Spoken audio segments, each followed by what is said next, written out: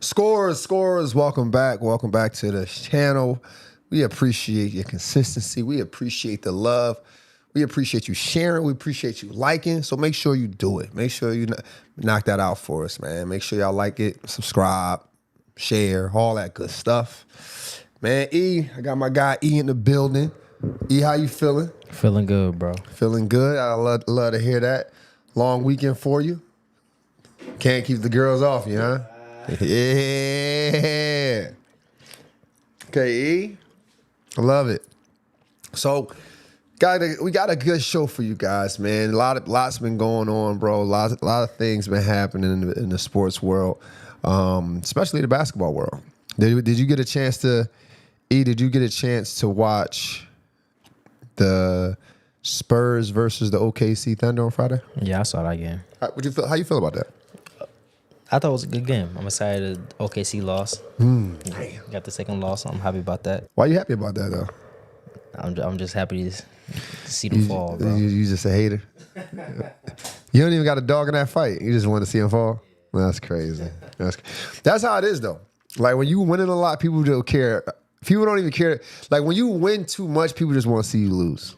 Like Floyd Mayweather. They just wanted to see him lose. They didn't care who he lost to. They just want to see him lose. I'll never forget he fought that dude. What's the dude? Conor McGregor. I remember he fought the dude Conor McGregor, right? Floyd Mayweather fights Conor McGregor. I'm at a bar. And you know, boxing, like most sports, has momentum, right? Not momentum or like a pace to it, right? Everybody has their runs, as we say in basketball. Like, everybody gonna go on the run. And it's just about, can you handle the run? So McGregor had one of those runs, right? He was going off, he was teeing off. And it looked like, you know, maybe one of them shots connected with Mayweather. And you should have saw all the people on the tables. Yeah! Yeah! Let's go! And I'm like, damn, they really just want to see this man lose. They don't even care. They don't even care that as an MMA fighter. They just like, man, we just want to see him lose. He just always talking. We just want to see him lose. Still haven't lost. So I get why you want to see the OKC. I get why you want to see OKC lose. I'm not going to say I wanted to see him lose, but I definitely wanted to see him challenge. And I think Spurs definitely bought that. Spurs didn't let down. Wemby didn't let us down. Wemby looked great. Wemby looked great out there. I love. I saw in some of the press conference, he's saying, I'm the best player I'm the best player right now. You know what I mean? I like that. I like when superstars talk like that instead of being all humble. Well, yeah, you know, we'll have to see at the end of the year. That's just what's going to determine who's the best player. No, I'm him. I don't care who y'all saw before me, after me. Don't care who doing what this year. I'm gonna show y'all I'm him, and this is what it is. And he played like him. He was talking trash during the game too. He was talking trash during the game. I like that. We think he gonna come from France being this nice guy. Chou-vou-vou, do-vou-vou. I ain't no French. I was just thinking of something. But no, like I said before, man, people keep sleeping on this generation, bro. People keep sleeping because it's just not what they used to. Y'all gotta get out of that, man. I'm telling you. Listen, basketball is just a tool. It is just a tool. One of the main reasons I do this, because I want to use basketball as a parallel to real life. And in real life, a lot of people are just stuck in the past. Man, I remember how I used to be in high school, man. I remember how the girls used to look. Man, I remember you could have just one job and just pay all the... And they be still fishing for that. They be still looking for that, waiting for that. It ain't gonna happen. The world evolves. Things progress. So that basketball that we once had when we was young, and it was like one or two stars on the team and everybody else was role players, you don't have that no more. And it's not going to get back to that anymore, because if it gets to that, you can't win. Unless these are dominant, full-on dominant players in their prime. That's the only way you can do it. So when I see a team like the Spurs, and I see a team like, or excuse me, not a team, a player like Wemby, and the people they have around them, I'm like, yeah, this is where basketball is headed. A 7'5" guard. 3 people got to guard him at a time. He can pass, shoot, dribble, all those good things. And the people around him are also taking big shots.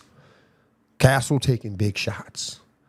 So when we look at today's game, man, it's just different. It's just different. And it gets me to my next thing. E, let me ask you a question, bro. Do you think the traditional point guard is forever gone? Like when you know, you'll say something like SGA top point guard, and be like, nah, he really like a shooting guard. Or be like Steph Curry, he top point guard. Nah, he really is shooting guard, just playing point. Same thing for Luka. Do you think the traditional guard will ever come back? I think you'll see it, but you want to see them like they'll be like coming off the bench. Okay. You'll see them come off the bench trying to show the second unit. Because I remember the days when they had like a Jason Kidd. Jason Kidd, he used to get about 19 points. But people wanted to be like he used to aim for them triple doubles. Like Gary Payton. They had 9 shooting guards too, like Andre Miller, Ricky Rubio, Mark Jackson. Mark Jackson used to slow walk you up the court. Right? When do you shoot a shot? Do you think the game has a place for that now? Like where, yeah, a guard on the court, point guard on the court, don't shoot no threes. Shooting on threes now. That's what I'm saying. Ricky Rubio barely shot. Andre Miller barely shot. Mark Jackson barely shot. Sorry. Gotta be able to shoot. Gotta be able to shoot.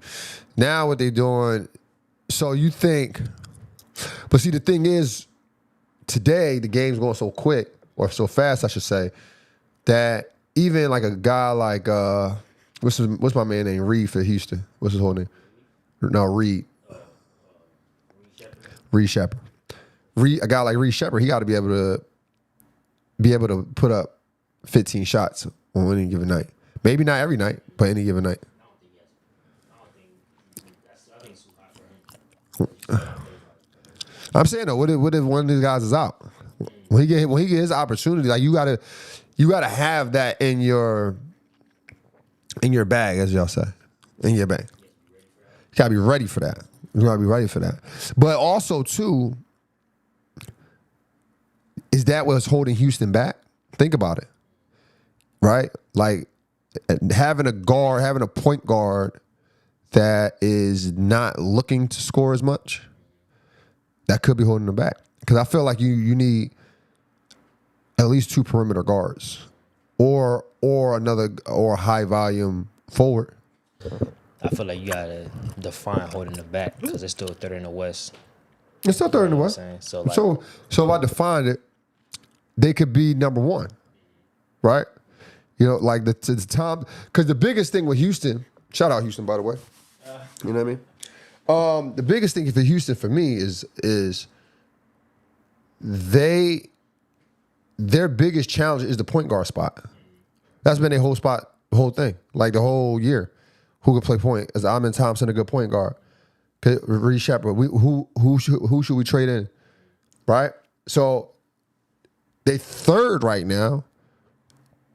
The point guard who know how to put the basketball in the right person's hands at the right time is your missing piece in this moment. Now you're right. They're third. So they're not far off. But again, they're not 1. You know, the number 1 team has a great point guard, a good point guard, or a person who know how to put the ball in the hoop and put the ball in the right person's hands at the right time. Same thing on the East. The Pistons, right? Kay Cunningham know what to do with the basketball. He might not be a traditional guard, but that point guard spot is golden right now. Same thing with number 2 in the West, Luka. You get what I'm saying? They Luka making all them guys, a guy like DeAndre Ayton, Jackson Hayes, he's making those guys look a little better. with Houston, would you be looking for a point guard to put the ball in the basket or a point guard just to control the offense? Because you can still got the 1-2 punch with KD and Sengun. You got pieces around them who could contribute in Amen Thompson and I forgot the other kid over there. But what kind of point guard would you be looking for? That's a good question. Because I want to say scoring, but then I feel like, not to say I feel like, but when you got, I can't think of a point guard in the league right now that has a good balance of scoring and passing. So I'm going to say control the offense. I'm going to say control the offense, but has the ability to give you 20 to 25 points any given night. I think that's the biggest. I think that's the biggest thing, because with a guy like KD, I think he's averaging like 27 points right now, or 26 points. You don't want to mess up his flow with another 25-point score, right? You want somebody to come in there who's averaging like 16, 17 points a game, or who at least know how to get this in between 16 and 25 points, just in case KD's not really flowing on that day. So, are you a Lakers fan, E? Yes, sir. Are you sure you're a Lakers fan? Come on, bro. Come on. Do you like LeBron? I'm a LeBron fan, yo. Okay, all right, fair. Because I get I got some friends, right? I got a few friends who swear they're Lakers fans, but you can't be a Lakers fan if you don't like LeBron, right? Like, my friends, they want to be Lakers fans, but they don't like LeBron. And then they'll go to the space where it's like, oh, I used to like LeBron until he joined the super team. Well, you're not a Lakers fan. Well, because the Lakers never won a championship without a major trade. They always aim for a super team. Every time the Lakers won, it came from a major trade years prior, right? So for me, when you say like, oh, I don't like LeBron because he's in the super team, he did this, you're not a Lakers fan. You are a fan who used to like Kobe, right? And you like the organization because it's safe. Is a major market team. Is a major market team that you know that's going to get the right players or have the opportunity to have the right players. So you're always going to be like, oh, I'm just a Lakers fan. How you a Lakers fan? He was born in New Jersey. How? Never. How? I'm a Lakers fan, born in Philly. How? How you become a Lakers fan? It's so far away. Like the Sixers actually winning in the 80s. Like, what are we talking about? You know? So for me, I always want to ask that. I always got to ask you, this is for people out there. Are you a real Lakers fan? Because the Lakers fans out here in LA, they like, oh, we got who? Oh, man, that's a better chance we're going to win. But some of these guys, especially these import Lakers fans, these guys from other states, man, I don't like this guy. I don't like this guy on the team. Man, I remember Kobe. You like Kobe. Bruh. And that's cool. Ain't nothing wrong with that. And that gives you my next thing. Do you consider yourself a casual fan of basketball? Yeah, I'm a casual. Ain't nothing wrong with that. See, here's the thing. My issue is the people who think something is wrong with being a casual. They think something is wrong with being a casual. I was talking to a friend yesterday. He was like, yo, man, you from Philly, right? I said, yeah, man, I'm from Philly. He said, man, what happened to your Eagles? Hey, listen, brother. Let's slow down, okay? I'm an Eagles fan by default. I don't watch no football. When the Eagles are where they need to be, I got my Eagles shit on. If they lose, I don't lose no sleep. Because I'm a casual. I am a casual football fan. And I'm okay with that. I don't want to keep up with all these sports to feel like I need to be included in every conversation. You know what that is, bro? It's FOMO. You know what FOMO is? Fear of missing out. The casual fan fears missing out. Oh, man, I'm a fan. I watch every game. How? They come on at the same time. How you watch every game? How do you watch games? So the average NBA night is start on the West Coast at 4 o'clock? 4 o'clock. It doesn't end till what, 12? Like West? Like, you think 9 o'clock? Okay. You're right. I'm thinking East Coast. My bad. So for the East Coast fan, for the East Coast person, starts at 7. So the last game of the night, your Laker game. Remember, I got some East Coast friends who's Laker fans. So your last game is at what? And so if it's 9 o'clock for us, that means it's 12 o'clock, 1 o'clock for them. So you mean to tell me you watching basketball from 7 o'clock or 1 o'clock and have no business doing it? Like, you see how crazy that sound? Like you ain't got no, like your wife don't want you to do nothing? Like you ain't going to have no dinner with the kid? There's no outing on a weekday? But you watch every game. There's no way. Like me personally, I coach basketball. So I have practice at night, right after school, right? So I'm not catching all the East Coast games during my practice time. So I got to wake up the next day and watch it early in the morning. And I got to watch glimpses. I got to watch halves of them. Can't watch all of them because I got a show to prepare for. But look how much work that is to do. I still got to work out. I still got to do daily tasks, whatever the case may be for other businesses. And y'all trying to convince me y'all watch everything. I'm not a casual. FOMO. You fear of missing out. Fear of missing out. But he's also talking about ring culture. And I talk about this subject quite often. And the reason why I want to talk about this subject, because this falls into the casual conversation. It's a casual conversation. Because I agree that winning a ring is very, very important. But I also understand how hard it is to win a ring. So when people say, oh, well, this person didn't win this time or they didn't win that time, automatically I think to myself, they must have never played competitive basketball. Even if you played in high school and you just stopped in high school, unless you went to a notorious good school or you had some really good players during your tenure there, it is hard to win a state championship. It is hard to win a conference championship unless you just not from a city of basketball. Like, think about this, right? You've watched your high school, right? Play basketball. Yep. You was there for 4 years. Yep. Did y'all ever win a championship? No, we never won You championship. never won a championship. Did y'all have some good players there though? Yeah. We won city. Y'all won city? Mm-hmm. You won city. So, how many times y'all won city? Once. So out of 4 years, y'all won one. Mm-hmm. Me as a former athlete, I will say this. My high school team went to a Final Four. We lost to Bartram. Then I want to say when I was in college, my first junior college, lost in the championship, right? I went to another junior college after that. We lost in the Elite Eight, okay?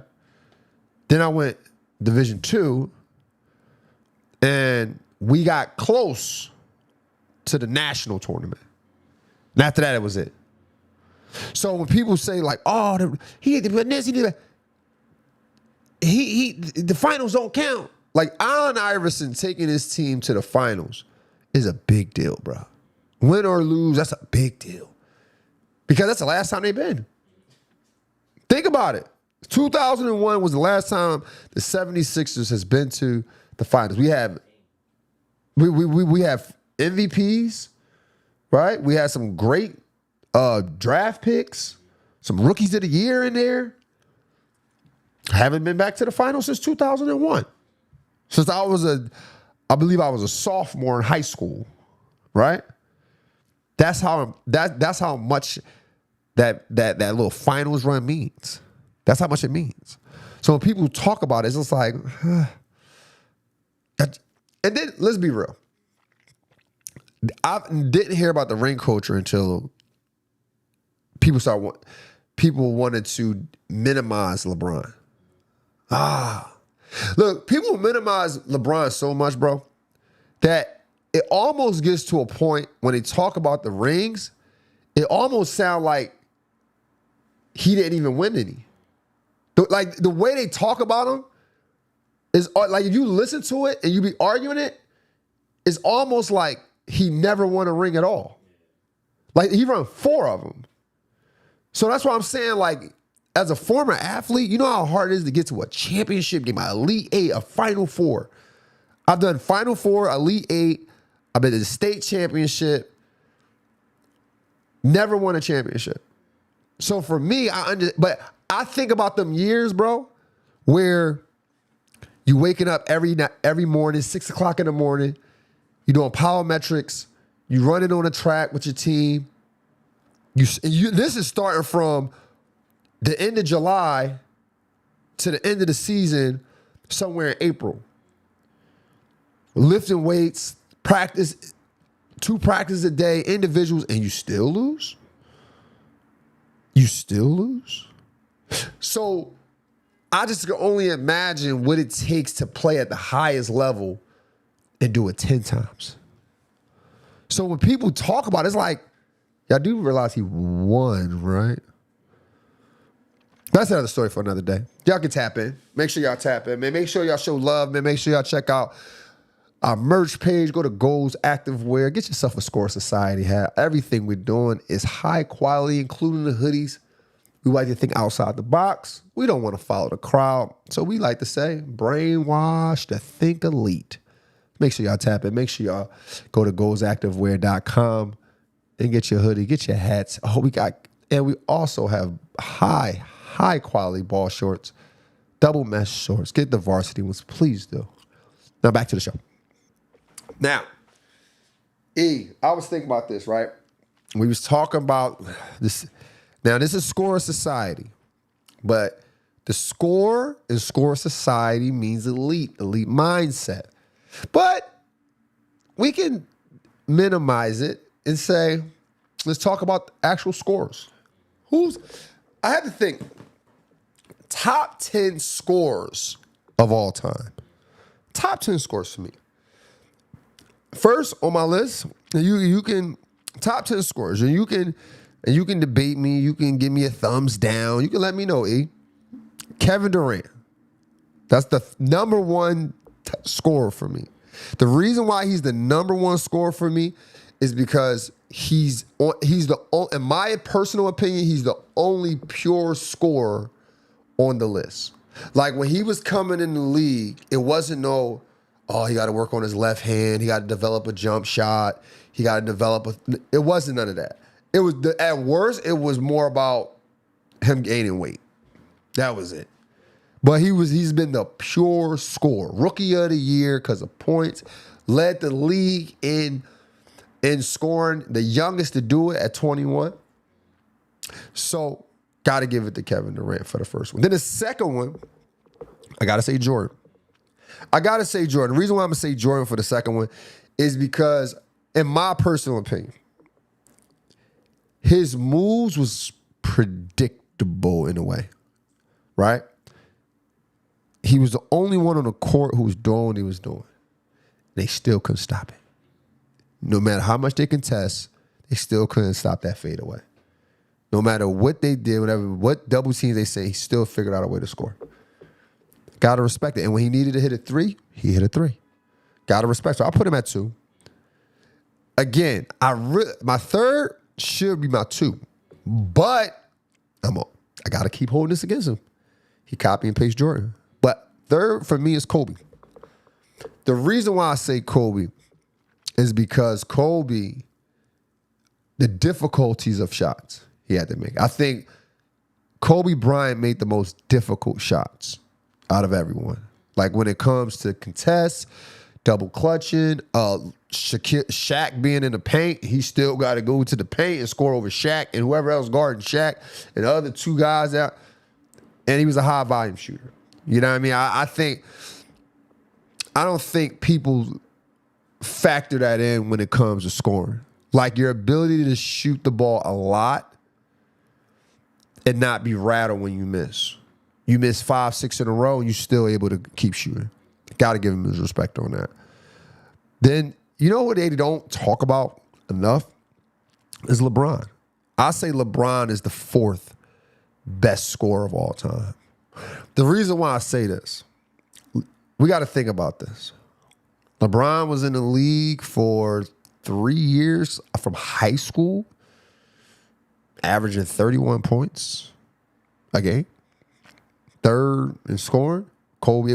At that year, I believe it was Kobe with 35, Allen Iverson with 33, and LeBron with 31. And this was supposed to have been the years where he couldn't shoot. So essentially, his game was predictable. His game was also in the era where it was all big. So if he couldn't shoot, that means he was jumping over people, going through people. And that's also a scoring ability. Like, people don't factor that in. Like, when you get contact, how many times you seen somebody get contact, you playing street ball or whatever, or open gym, and they missing an easy, somebody hit them, layup miss. It's grown men. He's a kid. They wrapping him up. Dunking on somebody is a scoring ability. People try to act like, no, there ain't no scoring ability. This is dunking. You do it. How many times you dunked on somebody in your life? I can honestly say I really started dunking all the time consistently in college, right? Like before that, yeah, I get little tip-ins or whatever, you know what I mean? But when I'm talking about my like legs strong, I can dunk, was in college. I probably dunked on 2 people my whole life. 2 people my whole life. And I was dunking every day. You know what I'm saying? So for me, it's different. And not to mention for LeBron, every era he adjusted his game. He adjusted his game for every era. Got to give him respect on that. Then I got to go with Steph Curry. Steph Curry, his ability to use screens. I was watching him last night. He had 48 points. He hit 12 threes. I mean, his ability just to use screens and use pin downs, understand where to go next, how to read the defender, being unconscious when shooting the basketball is an art, and not to mention the range on his shot, like where he can pull from. Like, he's the first of our kind where he's just walking past half court, like literally take one step half court, and we're like, oh my gosh, what is he about to do? So I got to give him the 5th in scoring because of that, because we haven't seen his abilities to score through anyone else either. Then I got to go James Harden. James Harden, he's number 2 in threes made, right? He's not ahead of Steph simply because Steph's ability to use screens, right? But James Harden is people don't want to admit this, but James Harden changed the game when it comes to scoring. All that double step back, all that manipulating the defense, what you call them? What's the word I'm looking for? Them pickups, them pickups, and he getting fouled. That stuff that Luka doing, James Harden started that. James Harden, I mean, at least he popularized it. If he didn't start it, he popularized it. And James Harden is the reason why y'all complaining. It was a travel. He didn't even put the ball down. James Harden, once James Harden knew the rules of basketball, he was like, oh, I can go behind my back, go 1-2, Euro step into a 3? And everybody, listen, everyone is sick about that. They sick. I can't even watch this game. They keep traveling.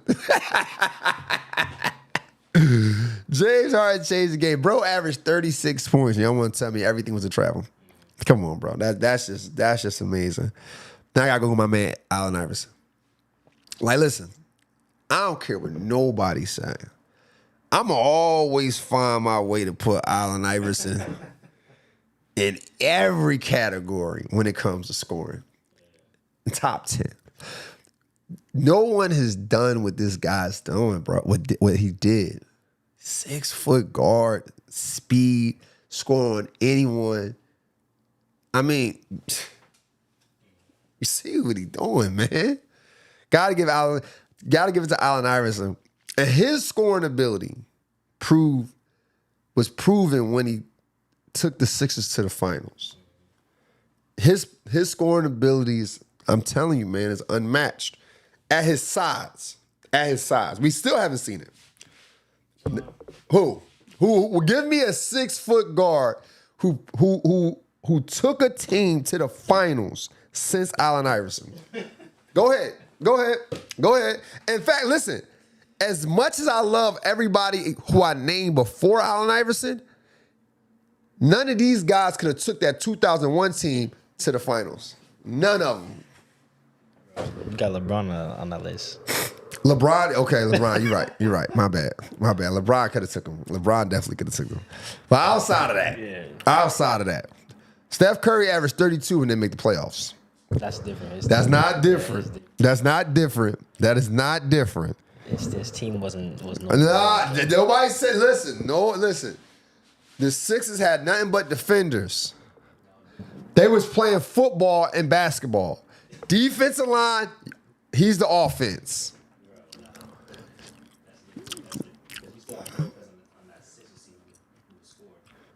Who? I was actually looking at the final stats. Okay. You had players who scored 15, 14 points. And he scored 31, 35. That was the next leading scorer, 14, 15 points less. I mean, but they still could. This games weren't going that high. They were only going to like 90 points, 107 points. And he's scoring 60% of it. Fair enough, yes. And listen, they got defensive schemes every night for him. One night he give him 54, the next night he give him 51. Playoffs. Fair enough. Playoffs. Then I got Luka in there. The reason why I put Luka in the top 10 scorers all time is because he never let people beat him up. And then he's not the fastest, so most of his shots are contested. So his ability to make shots over length is remarkable. I do like what I see out of Luka. His ability to score with any hand, and again, just the pace. If you can control the pace, you're an amazing scorer, bro. And I'm going to swap these two out. I had Carmelo next, but now I'm thinking about it. I'm putting SGA. I'm putting SGA ahead of him. I got SGA after Luka. SGA is my 9th spot. And here's the thing. We keep trying to act like what SGA is doing is normal, and it's not. It's just not normal. Right now, he's averaging 32 points in 33 minutes. He's averaging 32 points in 33 minutes. The only reason why he's so low on this list, because he had to develop it. He had to develop into this. But the other guys ahead of him, outside of Luka, I ain't gonna say more accomplished. The other guys ahead of him, I've witnessed Allen Iverson average over 28 points for 9 years. For 9 years. He came in Rookie of the Year. SGA didn't do that. Steph Curry showed he can win championships with his style. Of course, LeBron, of course, Kobe, of course, Jordan. Kevin Durant, just 7 foot. Again, didn't have to develop anything to score. He just improved everything. Luka is ahead of him because Luka can not only give you 35 points, he can also give you 9 rebounds and 9 assists. SGA can't do it. At least he hasn't done it. So the reason why I bring that up is because I know it's hard to have that balance of scoring, rebounding, and passing. And if you can master that, you're a really good player. SGA hasn't had the need to master it, but that's the reason why he's 9th. And my last is Carmelo. Carmelo Anthony, his efficiency to score, that was his main role in the NBA. The only reason why he's 10th, because out of all the guys I named, his style has improved and even get to the finals. But nonetheless, still a dog, still someone. You got to remember he won a national championship as a freshman. I personally think that Carmelo should have got Rookie of the Year. Yeah. Yeah. I mean, it could go either way. Like, I could wake up tomorrow and say I was tripping. But it could have went either way. I mean, the only difference is Carmelo team did go to the playoffs. They did make the playoffs. But he had a more solid team that was already there before. Bron missed a few pieces with some trades throughout that first season. Still, they numbers was neck and neck. But Carmelo's my 10th, man. What you think about my top scoring list? I think it was a solid list. Did I leave anyone out that you think like, damn, what happened to?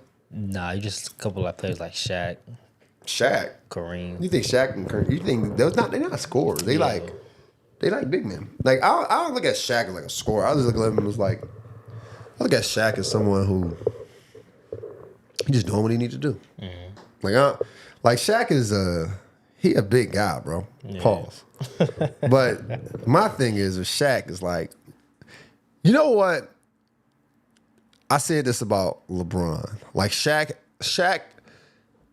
he got the too big syndrome. Pause. Right? Like he's just too big to be letting people push him around and all that type of stuff. You know what I mean? Like, so you expect him to do this shit. Like that's how I feel about like LeBron sometimes. Like for everything LeBron does, this is a pause, but he too big in everybody's head. You know what I mean? Too big to be flopping. Too big to be missing free throws. Too big to lose games. You know what I mean? Like everything for him is he's just too big for. If he shot threes all day, he's too big to be shooting threes. You need to drive the ball to the basket. Man, if you drive the ball to the basket, man, that's because he's too big. He's just bigger than everybody. He's just too big for everything. That's the issue. If you won every championship, man, he's just bigger than everybody. And it don't make a difference. Like, guy like Shaq,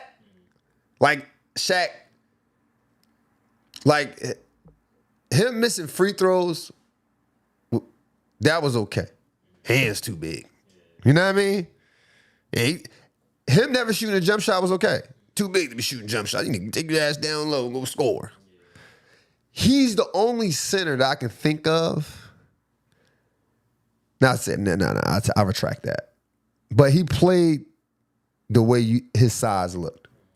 You wanted him to. He played the way you want a big man like him to play, for sure. Let's get into these games. E, did you catch them Lakers? Huh? Catch them Lakers, my boy? Of course, bro. Yeah. How'd you catch them? Where you watch it at? Come on. Streaming sites. I got he's a pirate. You know he's a pirate. Man, listen, I be trying to do things the right way. But I'm about to take your route, man. Like, I don't understand this. I have NBA TV. I have Prime. I have Peacock.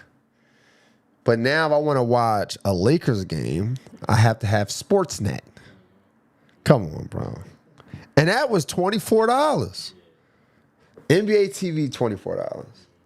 I don't know how much Peacock is. I want to say that's like $12.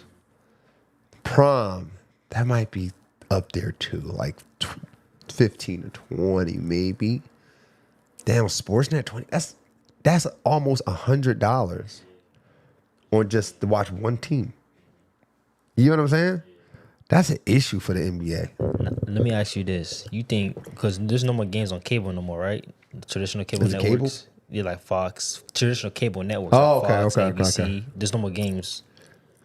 Cause No, they don't come on Fox. They'll come on Fox. They don't come on They don't come on Fox. Fox no more. Do you think that's gonna hurt the product? Because it looks like the NBA is taking a more of a route to streaming. But Nah, you know what happens, bro? Well, here's what happens. Everyone will adjust. Everyone will adjust. Either they'll adjust or the NBA will adjust. But for the most part, people will adjust. Like, anytime it's changed, you got to complain.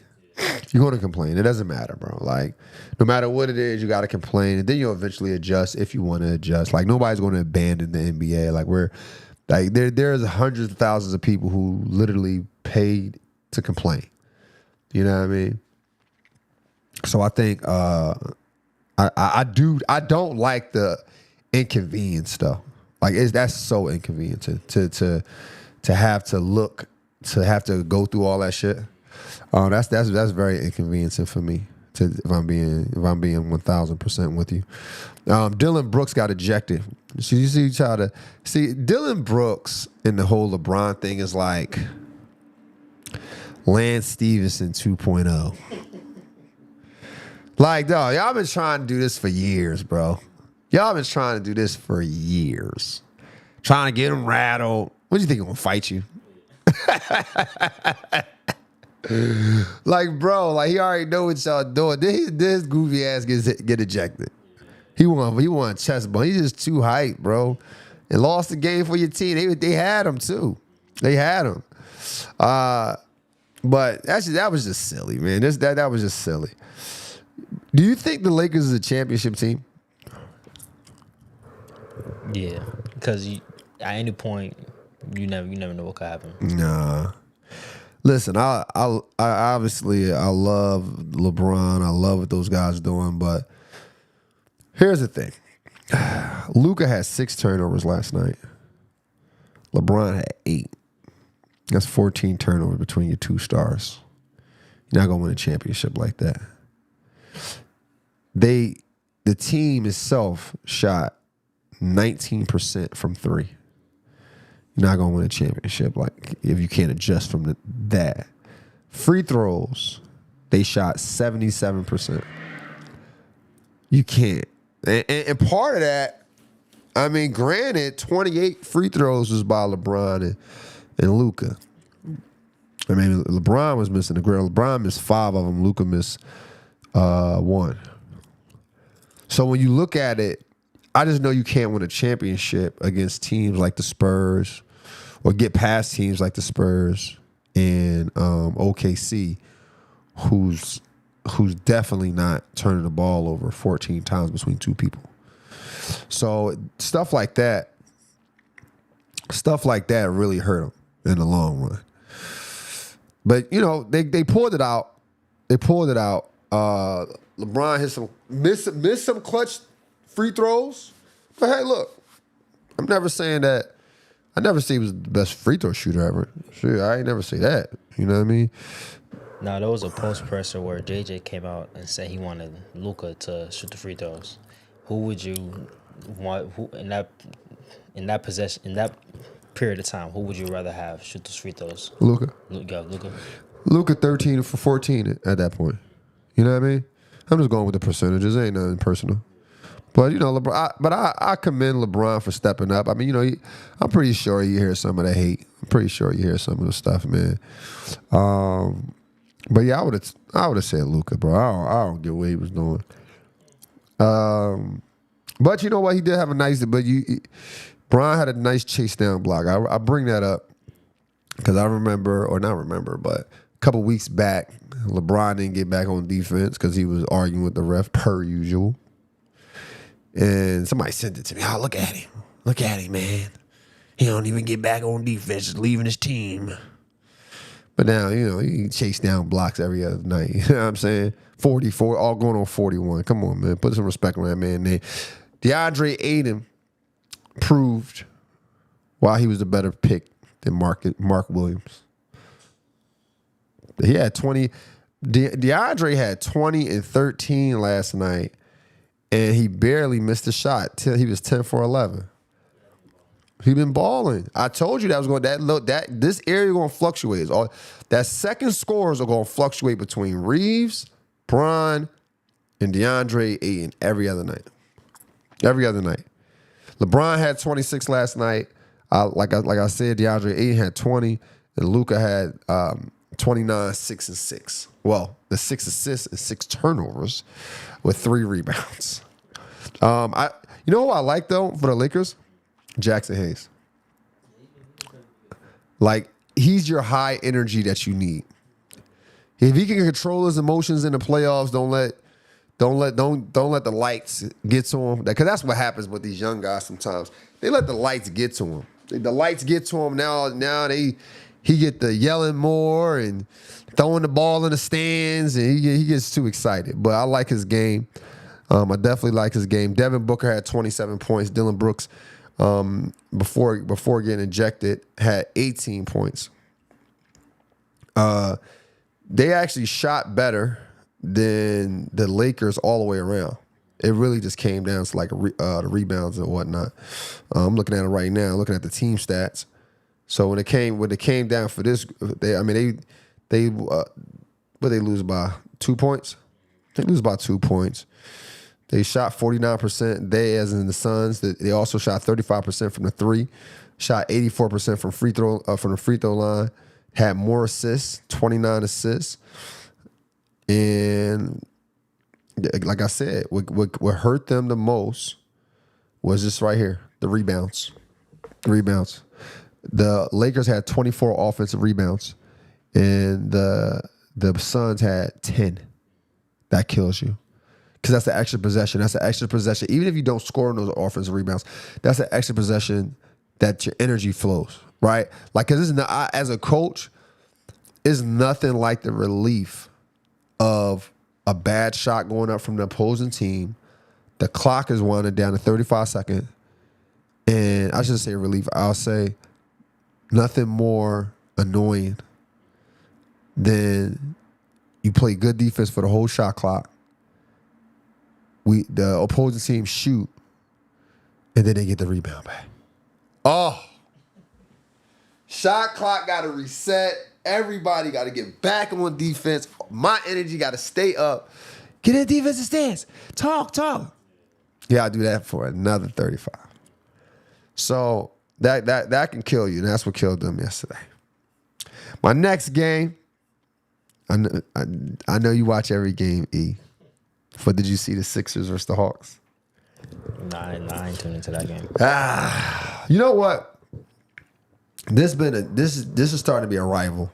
This is starting to be a rival with them. Yeah, like the last couple games was been decided within 4 points. Last night was nothing short of that. The Hawks won 120 to 117. Paul George came to play. He had 35 points in 33 minutes. He came to play, made all his free throws. Didn't do bad. Shot 70% from the three. I like what he was doing. Joel Embiid even came to play. I mean, 20 shots to make 22 points is not ideal, but he still got 14 rebounds. But you know what killed them, bro? I did watch that game. It's this one kid. Dominic Barlow.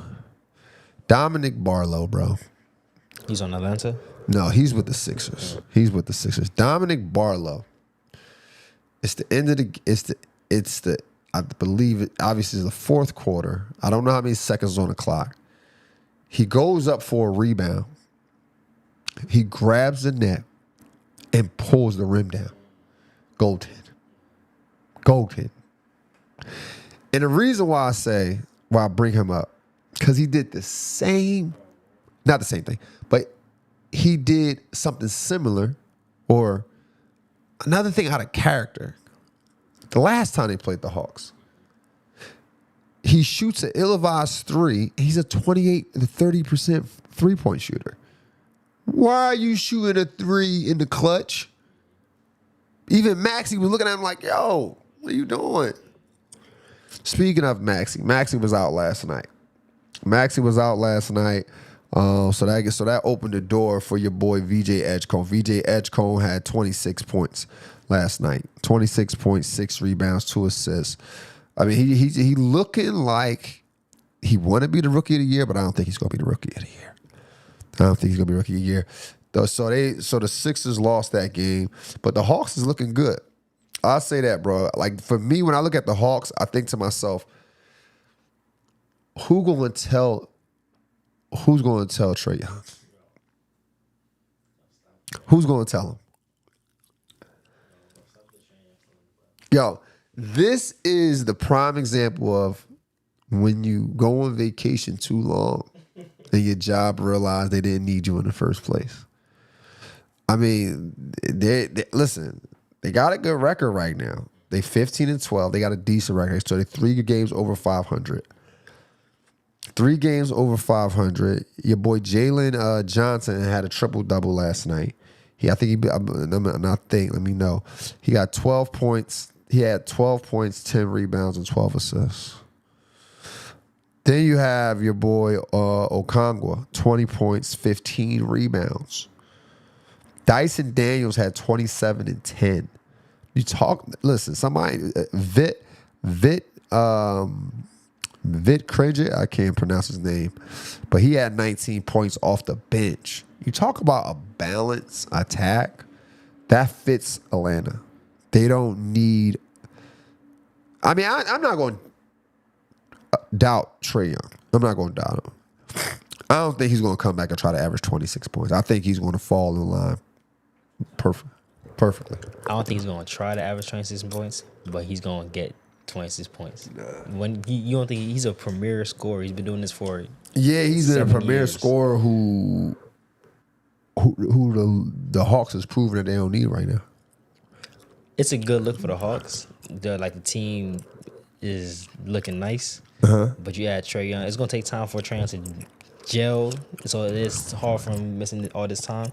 But he's gonna be good. I believe. I don't doubt he's gonna be good. I just don't know. Is he gonna be good for them? You know what I'm saying? I don't doubt that. But nonetheless, the Hawks took my Sixers down. Pause. 120 to 117. Golden State versus the Blazers. Golden State lost. Blazers 136. Golden State 131. Now, I like Steph Curry.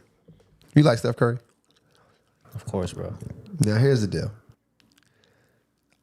I have an issue with Steph Curry, though. I have an issue. Maybe not with Steph Curry. I have an issue where people hold Steph Curry. I don't mind people saying Steph Curry is the GOAT. He better than X, Y, and Z. I don't mind that at all. But you have to hold him to the same standards. You got to hold him to the same standards. When he make mistakes, everybody go like this. Nobody wants to talk about it. He had 48 points last night. He, in the clutch, he misses a layup. But that happens. We all hooped. We know how that can go. But then he turns the ball over in the clutch. He gets trapped. He jumped in the air.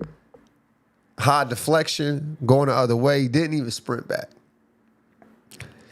If LeBron would have did that, we would be still talking. It'd be on the billboard right now. They would have made it. They would have made the billboard last night and plastered it early as 5 a.m. Look at him now running back. They just don't hold him to the same standards. And I mean, he was hitting some crazy shots, but that's the whole thing. That's the whole thing about the whole Warriors. Like the Warriors is not a team you want to see in the first round because they got nothing to lose. They got nothing to lose. Like, they have a good team, but no one holds them accountable. Like, no one, like if they lose first round, nobody bats an eye. Nobody says, oh, Draymond, oh, Jimmy Butler fell. No, bro. People will bat an eye. No. Who bat an eye right now with the Warriors? With the Warriors being 13 and 14. You got people talking about what kind of trades. There's people in the spaces who's talking about who they gonna trade now? That's what I'm saying. Like, should they get rid of Kuminga? Y'all keep talking this Kuminga shit, man. That's been the talk. Look, Jimmy Butler has 16 points, 3 for 11 shooting, and we talk about Kuminga. Draymond Green had 8 turnovers.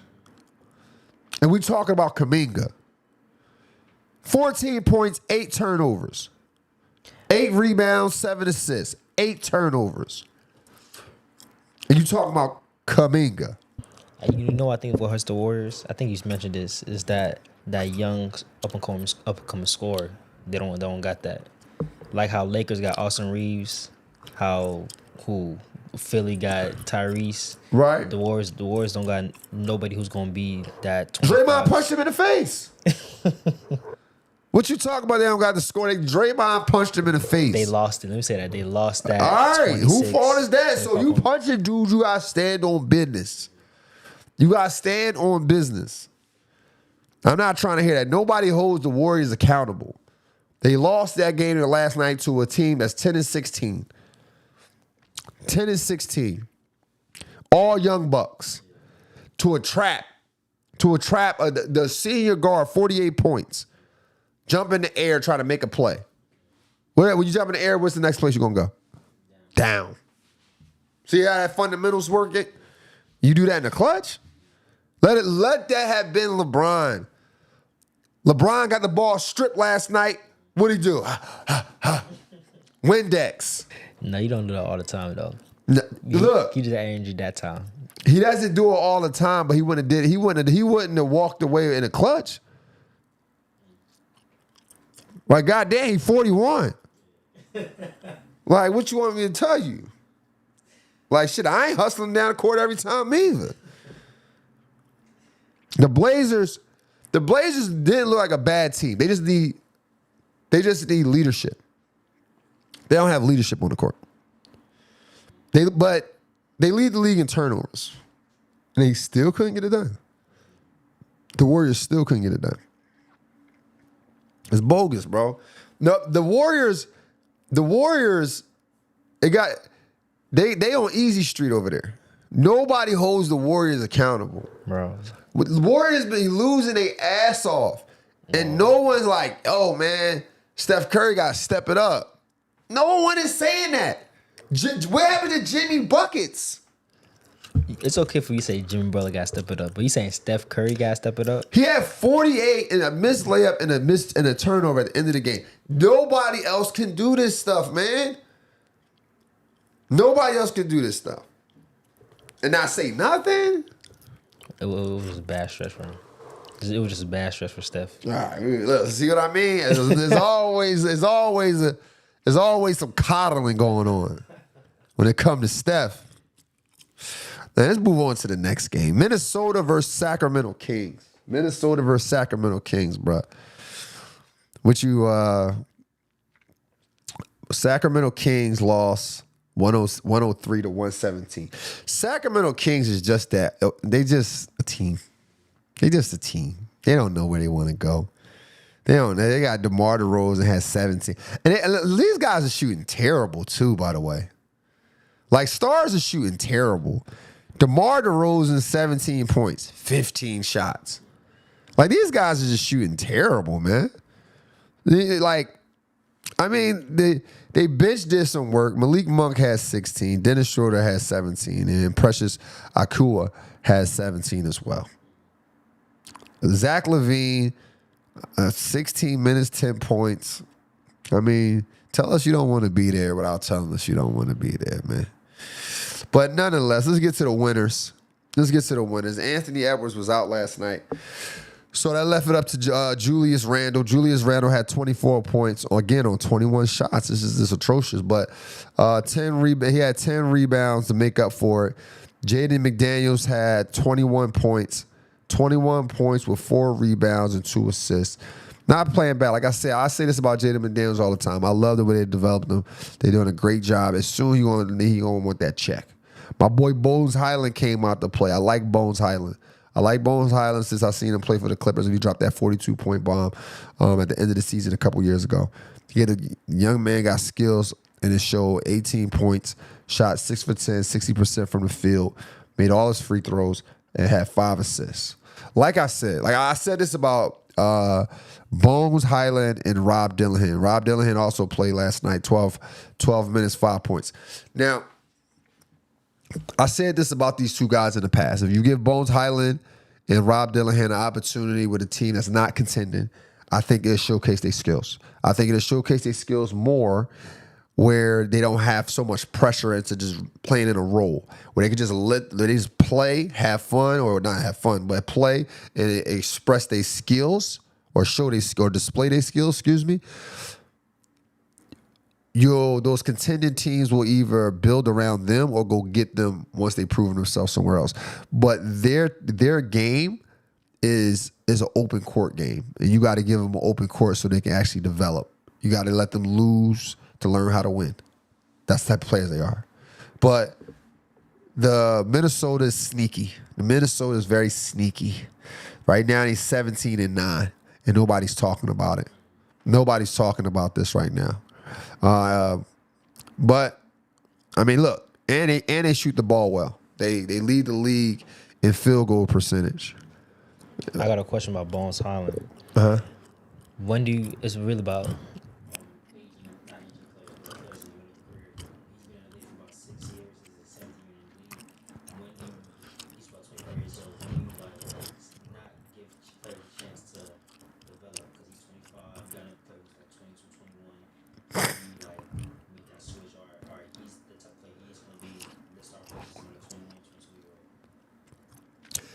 What it looks like for him is they'll let him go soon, right? Because ultimately, those type of guys, their skill set is so loud that it's hard to keep on the bench. Like they got Kuminga. Like Kuminga should have been like let go, you know, not because of skill, just because we don't have the use for you in the system. Same thing with like Bones Highland. Like I just don't think they have the use for him. You know what I mean? They do need some fresh guards, so they keep him around. Same thing with him and Rob Dillingham. But they just need a good rhythm of opportunity, not like Anthony Edwards is out. Just take time now. Okay.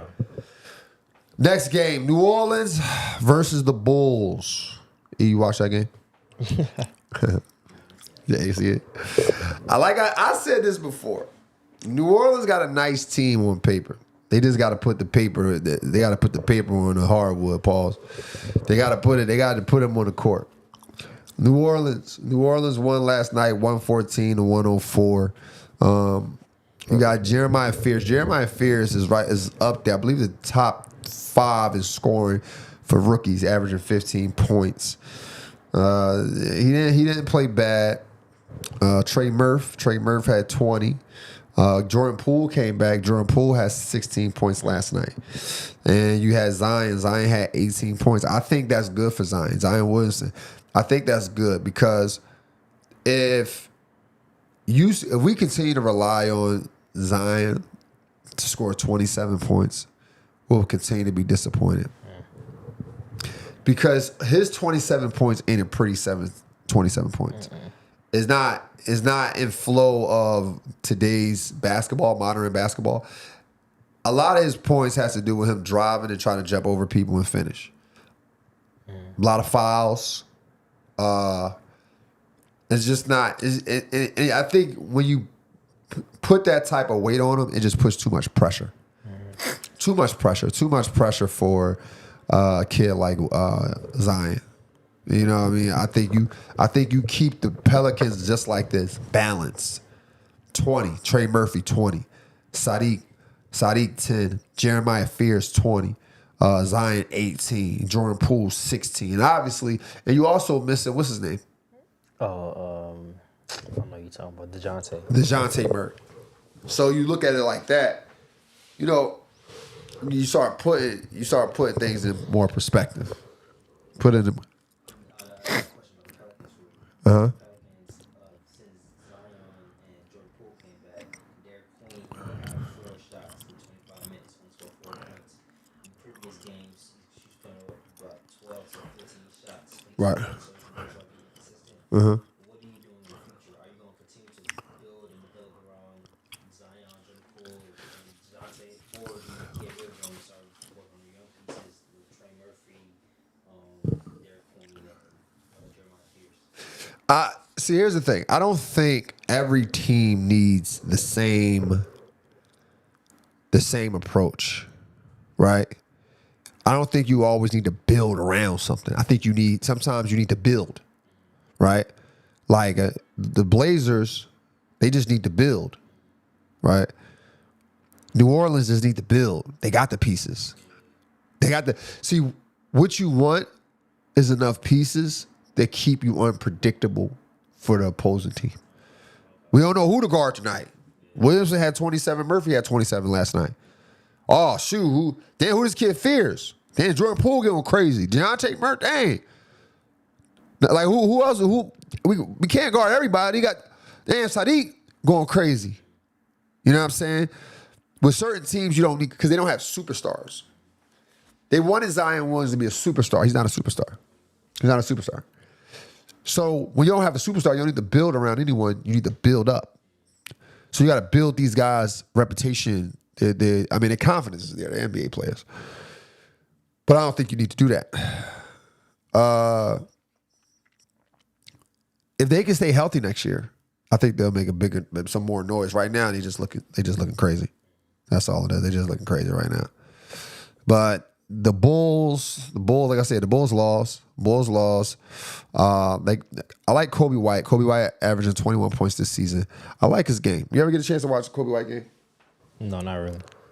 Yeah, he's a pretty good player. He's under control. You can tell he got some leader. He got some maturity under his belt. I like Kobe White.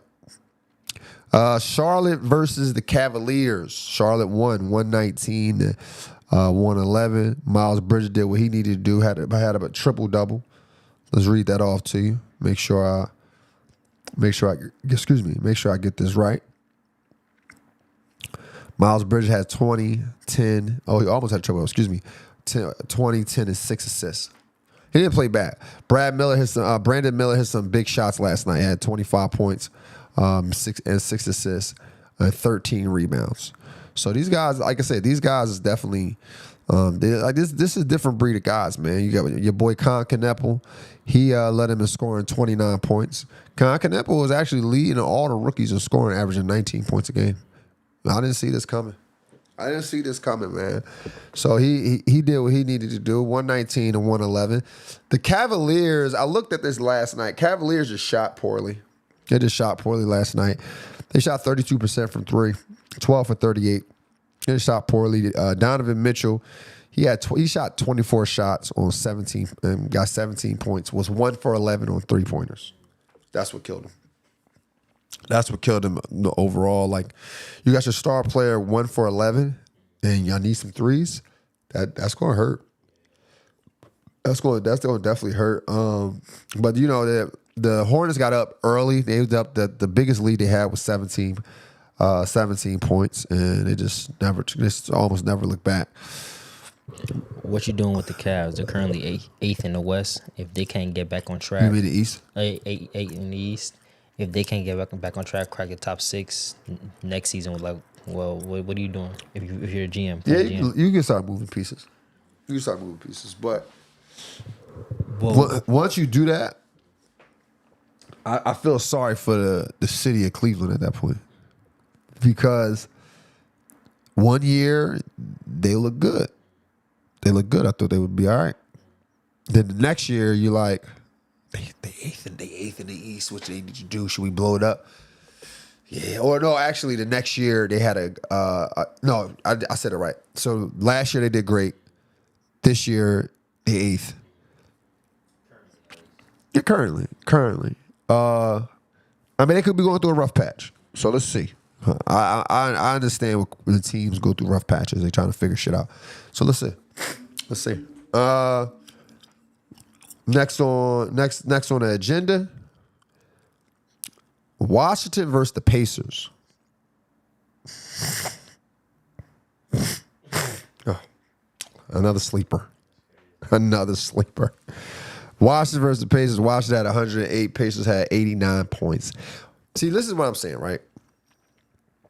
This is why you can't take winning for granted.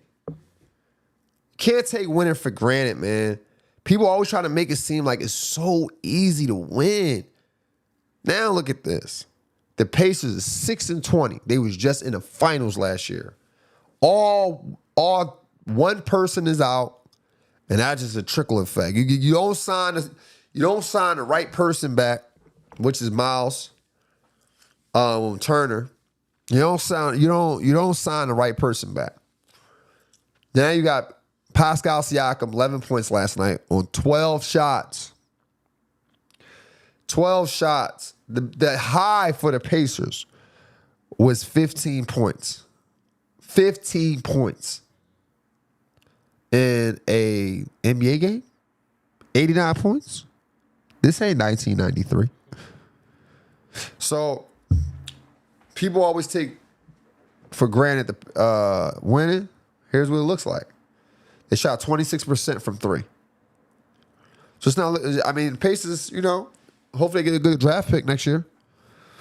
And then, Tyrese Halliburton, he'll come back strong. So they'll be all right next year. So shout out to all my Indiana people. The Wizards did great. 23 points for Marvin Bagley. Marvin Bagley, I like his game. I do like his game. He just down there in Washington, so we don't watch it. CJ McCollum had 18 points on 18 shots. There's a lot of shooting, but the scoring cool, but I don't know. This is the coaching me, I guess. Seeing 18 points on 18 shots doesn't sit well with me. Just doesn't sit well with me. But hey, they got the job done. They beat the Pacers with it, so I can't complain. Last game of the night, the Bucks versus the Nets. Bucks lost 82-127 to the Nets. Giannis is out of there. Giannis is going. He said, "Listen, brother, 82 points, bro. 82 points. They let the Brooklyn Nets score 127." Gary Trent Jr. had 20 points for the Bucks, right? I look at the 20 points and I think to myself, damn, bro, 20 points is not that impressive no more. You know how crazy that is? I remember that was the goal. If I could score 10 times, usually write it down, shit. Score 2 points a half, or 2 times, or 3 times a half. All I gotta do is score 5 points. You just try to figure it out. Just hit 1-3 in a fast break. If I get to the line 2-3 times, I'm good. But it's not enough. Only gets you 82 points now. If your leading scorer scores 20 points, it's only going to get you 80 points. Only going to get you 80 points nowadays. Michael Porter Jr., he only had 12, but look at this, man. Nobody on their team had 20, but they all had double digits almost. Let me see. I got 1, 2. We got 9 guys on the Brooklyn Nets. Again, this is a team that you don't need to build and win around. You got to build them up. You just got to build those guys up. If you can build them up, they'd be great. Michael Porter Jr., you don't got to build nobody around him. Just build them up. Do you think the Nets is a sneaky development team? Because at first they had the kid from New York, Mikal Bridges. He had some numbers over there. Then they had the kid from Denver who got traded this past season. I forgot his name off the top of my head. But now they got Michael Porter Jr. who has 12 points, 6 rebounds, 5 assists.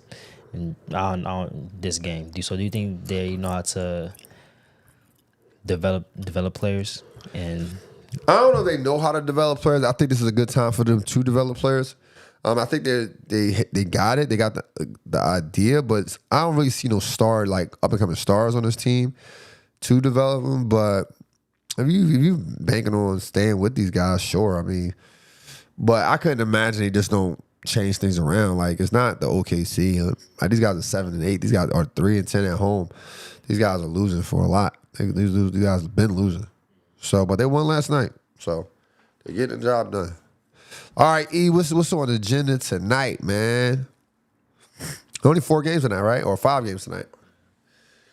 Detroit versus Boston for the 55th time this year. That's on Peacock, by the way. Boston coming in 15 and 10. Boston comes 15 and 10. Detroit comes in 20 and 5. Who you got, E? it's a tough one. Is it? I'm gonna ride the Boston wave. I'm going Boston. That's what everybody going with. 56% say Boston.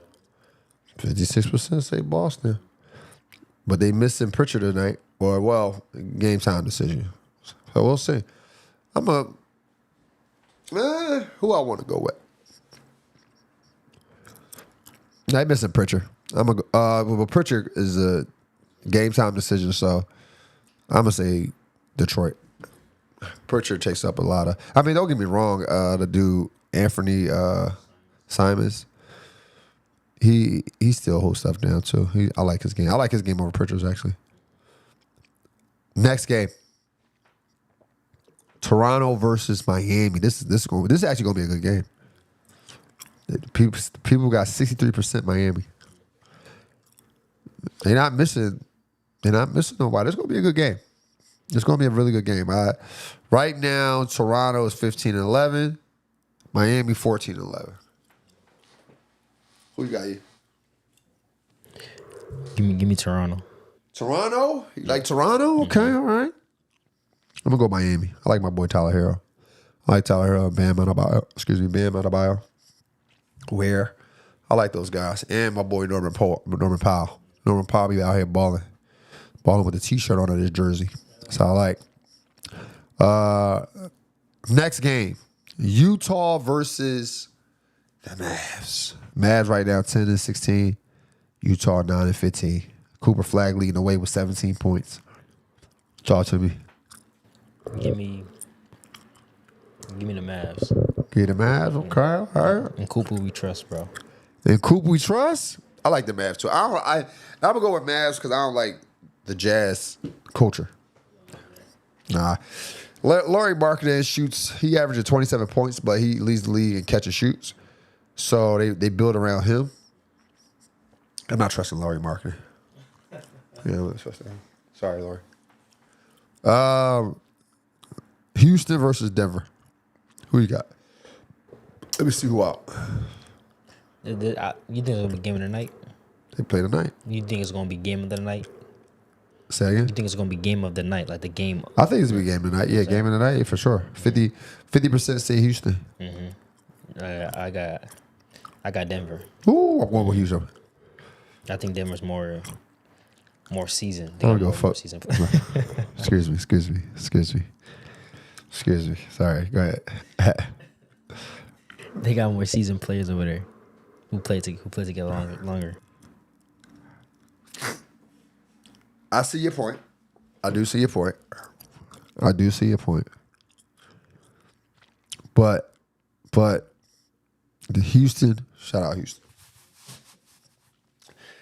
Houston has gelled since early on in the season. They're looking good. I mean, right now, they 16-6. Denver's 18-6. So it's gonna be a good game. Regardless of how he wants slice, it should be a good game. Do you think if Houston wins, is it going to be a statement win for Houston? I don't know if a statement. Say the statement game got to be against OKC. Yeah, it got to be against OKC. But that's on Peacock. It's on Peacock for those who wants to know. The last game of the night, I've been wanting to watch the Clippers too. They got some other thing too with the Clippers called Clipper Package, Clipper Nation. Oh my God. Just put the shit on ESPN. God damn. But yeah, who you got, man? Memphis or the Clippers? Now, before you go, I'm just go with the Clippers on this one. Clippers is 6-19 game.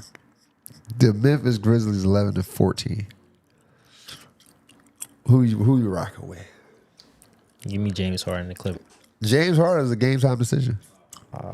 Give me Memphis. He might still play. If he James Harden play, give me the Clippers. If he don't play, I'm going to Memphis. He playing hurt apparently. Yeah, I'm gonna go with. But I mean, you still missing Edie. Still missing Edie and all those guys. But yeah, I'm gonna go. Yeah, I ain't gonna sit here and act like I'm tapped in with Memphis like that. So I'm gonna go with the Clippers too. I got a question from the chat from Shout out to chat, man. Hey, we just locked in with the super chat.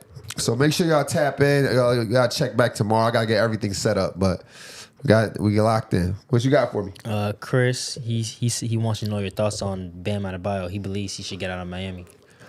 Damn, why? Where you want him to go? I think Bam Adebayo is doing good. I think the Miami Heat is doing good. Last time I checked, they had the number one pace in the NBA. Let me see what's going on, man.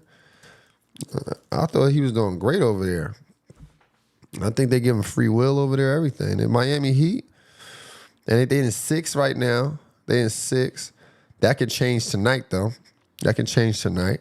I mean, everybody kind of tied, but I like Bam, bro. I think Bam is doing a great. I like Bam game. Let me see. I'm trying to look it up. I like him.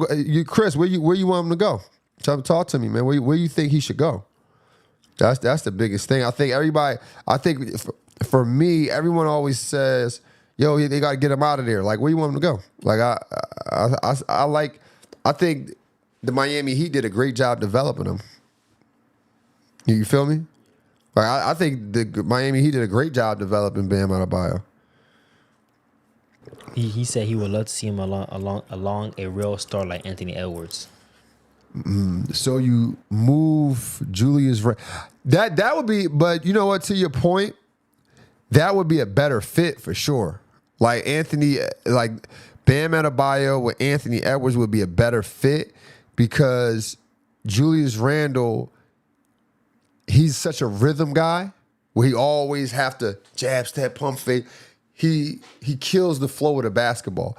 Versus Bam Adebayo, he's a little junkyard dog. You know what I mean? And he'll take his shots, but he don't need the ball in his hand 24/7. But like I said, Bam Adebayo's doing good, man. Right now, this season, he averaging 19 points, 8 rebounds, and 2 assists. So I think he's doing good. But to your point, if that's where you think he should go, like a Minnesota. But then alongside, then you got to put him alongside Rudy Gobert. So then that kills your second primary scorer though, because yes, Bam Adebayo averages 19 in the East, but he's not. He's such a streaky shooter. So then you have a non-shooter in Rudy and a streaky shooter in Bam on a pick and roll, on a pick and pop. It's a tough one. That's a tough one, Chris. I like him for being a junkyard dog, but Julius Randle, he's more versatile, and they do need a second scorer over there. I think Bam Adebayo looks good with when he's surrounded with a bunch of shooters, which he is. He's also on the East. Not a lot of dogs on the front court with the East. So keep Bam where you at, bro. Yeah, keep Bam where you at, Chris. What else you got for me? That's all I got. All right, man. There you have it. Another show, Score Society. Make sure you guys tap in. Make sure you guys support the brand. Go to our merch page. Go to goalsactivewear.com. Get yourself a shirt. Get yourself a hoodie. We brainwash to think elite. We don't follow media narratives. We make our own. We do what we know. Do what we know. We don't go with the flow. We are the flow. Make sure you get a hat. Everything we got is high quality. Our shorts, high quality, everything. Listen. Go to the merch page. Go on Instagram. Go to Score Society _merch. You'll see people wearing it. Kid you not. You'll see people wearing it. Everything's high quality. But until next time, you already know what to do. Make sure you guys like, subscribe, and share. And we continue to think elite and together. Welcome to Score Society.